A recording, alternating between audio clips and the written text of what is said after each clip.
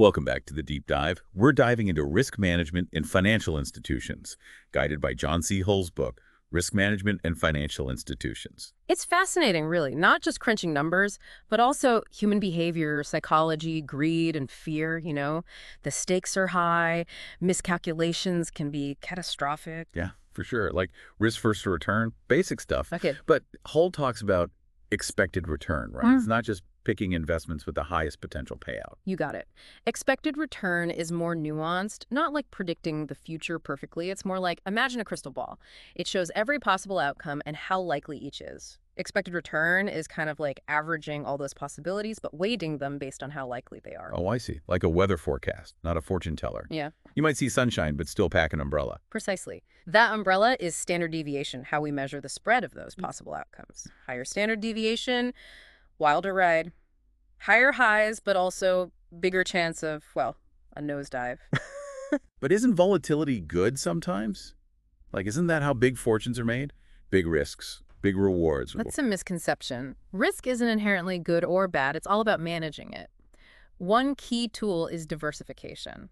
Don't put all your eggs in one basket.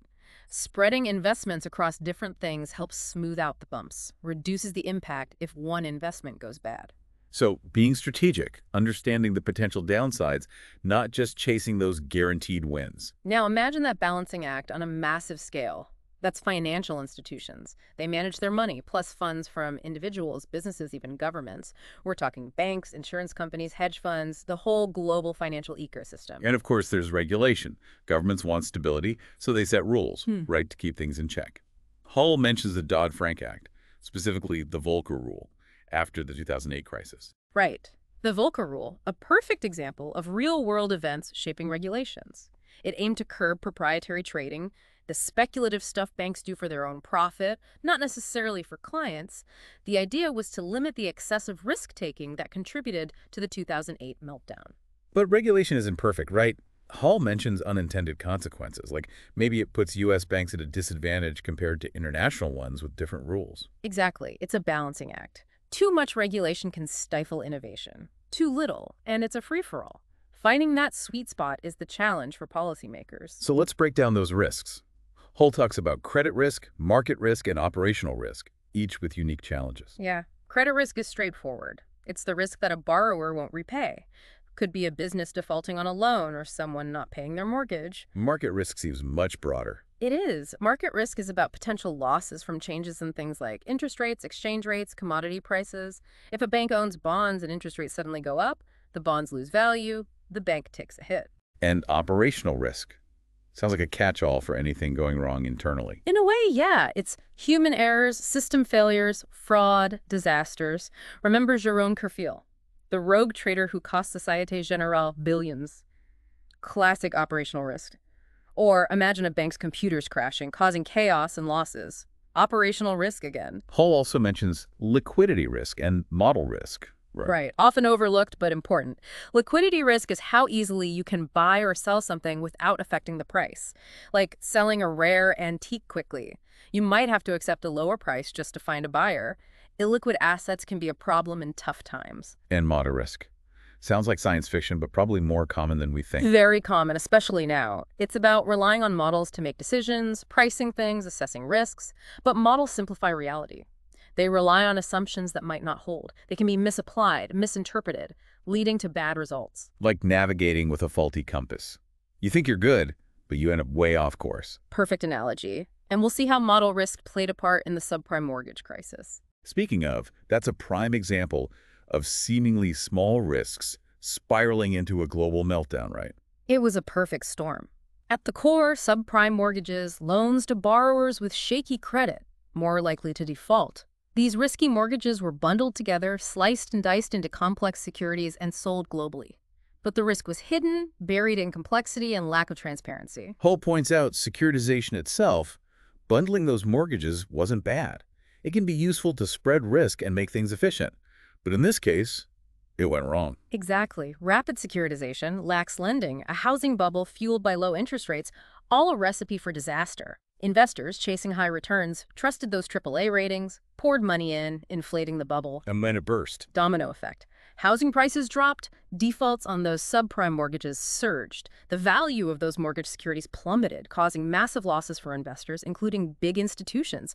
Panic, frozen credit markets. The whole system teetered on the brink. Scary how fragile it all is. Small risks, unchecked, amplified by complexity, lack of transparency, leading to global consequences. A lesson in the importance of transparency, accountability, understanding the risks we take individually and as a society. Now about those financial instruments, the tools institutions use. Hull explains forwards, futures, options, swaps. Powerful tools. Hedging, speculation, arbitrage. Forwards and futures are like betting on future prices, agreeing to buy or sell at a set price later. Options give you the right, but not the obligation, to buy or sell at a certain price. Flexibility, managing downside risk. Swaps are exchanging cash flows to manage things like interest rate or currency risk. A specialized toolbox for navigating those choppy financial markets. Exactly, but any tool can be misused. Remember Jerome Kerfield, the rogue trader? He was supposed to use futures for arbitrage, but went on an unauthorized spree, costing the bank billions. Powerful tools in the wrong hands can be dangerous. It shows the importance of risk management, controls, accountability. Even with the best tools, without responsibility and oversight, it's a disaster waiting to happen. So how do they measure and manage these risks? Hull talks about value at risk, VAR, and expected shortfall, ES. VAR is widely used. It quantifies potential loss on a portfolio over a specific time at a confidence level. A bank might have a one-day 99% VAR of $10 million, meaning they're 99% sure they won't lose more than that in a day. Like a safety net.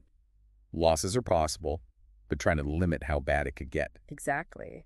But VAR has limits. It doesn't tell you how much you'd lose beyond that confidence level. It just says 99% sure we won't lose more than this. Beyond that, who knows? That's where expected shortfall comes in. So ES goes deeper, looking at those worst-case scenarios outside the VAR threshold. Exactly. ES gives a more complete picture, considering both how likely and how big those extreme losses could be. It complements VAR, helping understand true risk exposure, and as we'll see, it addresses some of VAR's quirks, like its struggles with subactivity. Subactivity. Sounds complex. It's simpler than it sounds. It means the risk of a combined portfolio should be less than or equal to the sum of individual risks. Basically, diversification should reduce overall risk. VAR doesn't always follow this, which can be misleading. So combining two risky investments could sometimes be riskier than their individual risks added up. Counterintuitive. Right. That's why expected shortfall is gaining traction. It aligns with the idea that diversification should usually reduce risk. This has been a whirlwind tour of risk and finance, from risk versus return to VAR and expected shortfall. And we've only just begun. The key takeaway: risk is everywhere in finance. Understanding it is crucial for good decisions, whether you're an individual investor or a multinational bank. Okay, so how do they actually calculate VI and expected shortfall? I'm picturing rooms full of mathematicians, with chalkboards and equations. Yeah, there's definitely some serious math involved, but the core idea is estimating potential losses, right? Thinking about different scenarios. A common way to calculate VIR is historical simulation. You basically use past data to try and predict what might happen. So looking in the rearview mirror to see where you're going. I guess the past can be a guide, but not always perfect. Yeah, exactly. Imagine calculating a one-day 99% VAR for stocks. You'd gather, say, a few years of data on how those stock prices changed each day. You use that to create a range of possible future price changes. Then you rank those scenarios from worst to best based on their impact. The one-day 99% VAR would be the loss you see in the, let's say, fifth worst scenario out of 500. So there's a 1% chance the loss could be even worse than that VA. Right, that's the thing about risk. You can't know for sure. And that's a limitation of historical simulation. It assumes the past repeats itself, which isn't always true, especially with those black swan events, the stuff nobody saw coming. Yeah, like relying only on the past wouldn't have prepared anyone for a pandemic or a sudden, geopolitical crisis. You got it. So financial institutions often use more complex models, especially for longer time periods or more intricate portfolios. Hull mentions the model building approach, which sounds pretty theoretical. It is. You make assumptions about how market variables behave, the things that drive your portfolio's value. The classic assumption is a normal distribution, the bell curve. You can then simulate tons of potential scenarios, and calculate VAR based on those simulations. So instead of just looking back, you're trying to model the underlying forces that drive the markets, right? That's it. And it can be really useful, especially when things are straightforward. But like historical simulation, it has flaws. Because real-world markets don't always follow those nice theoretical models. Exactly. And that's where model risk comes in. If your model's wrong or you use the wrong model, your VAR could be way off. Like building a house on a shaky foundation, it might look good until things start shaking. So picking the right model, testing it, and really understanding its limits is key. Absolutely. And even then, you got to be ready for the unexpected, the things outside your models. That's where experience, judgment, and a healthy bit of skepticism are crucial. So let's zoom out. How did these concepts apply to a whole institution's strategy? Hull talks about economic capital and ROC. That seems more business-focused. Right. Economic capital is how much capital a firm thinks it needs to cover its risks. It's different from regulatory capital, which is set by external rules. It's more about the firm's own view of their risk appetite, how much cushion they need to feel comfortable. So like, we need this much to sleep well at night, knowing we can handle tough times. Exactly. And ROC, risk-adjusted return on capital, helps them assess profitability, factoring in risk. It's like, are we getting enough bang for our buck considering the potential downside? Not just looking at profits, but the whole risk-return picture, making sure you're not taking on too much risk for too little reward. Right. ROC helps allocate capital, reward the parts of the business doing well, and identify areas with too much risk for the return. It's all about balancing profit and risk. Which leads to enterprise risk management, or ERM, the big picture approach. ERM is about moving past managing different risks separately. It recognizes they're all connected. A problem in one area can spread. It needs a coordinated, company-wide approach. Breaking down walls between departments, presenting a united front against risk. That's it. ERM means identifying and assessing all the risks a company faces, deciding how much risk they're willing to take, and setting up a system to monitor and manage those risks strategically. Hull stresses the importance of leadership buy-in and board oversight for ERM, right? It can't just be a checklist. Absolutely. The board sets the tone, making sure everyone takes risk management seriously. They ask the tough questions, challenge assumptions, and hold management accountable.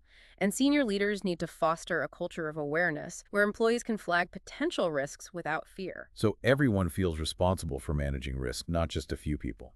That's where risk culture comes in. A healthy one means people are comfortable speaking up, mistakes are learning opportunities, and risk is part of every decision. Hull has some great examples of how risk culture can make or break a firm, like Bankers Trust, which went down because of a toxic risk culture, prioritizing short-term profits.